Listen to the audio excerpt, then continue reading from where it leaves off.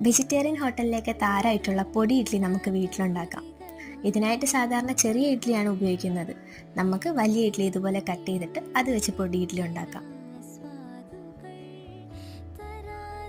ഇഡ്ഡലി എല്ലാം ഇതുപോലെ കട്ട് ചെയ്തെടുത്തിട്ട് ഒരു പാത്രത്തിൽ നെയ്യ് ചൂടാക്കി അതിലേക്ക് ഈ ഇഡ്ഡലി എല്ലാം ഇട്ട് നന്നായിട്ട് മിക്സ് ചെയ്തെടുക്കാം. നെയ്യൊക്കെ എല്ലാ ഭാഗത്തും എത്തി ഒന്ന് റോസ്റ്റായി വരുമ്പോൾ നമുക്കിതിലേക്ക് ഉഴുന്നുപൊടി ഇടാം. ഉഴുന്നുപൊടി കടയിൽ മേടിക്കാൻ കിട്ടും. ഇത് ഞങ്ങൾ വീട്ടിൽ പൊടിച്ചതാണ്. ഇനി ഇഡ്ഡലി പൊടിയാതെ ഇതെല്ലാം നന്നായിട്ട് മിക്സ് ചെയ്യാം.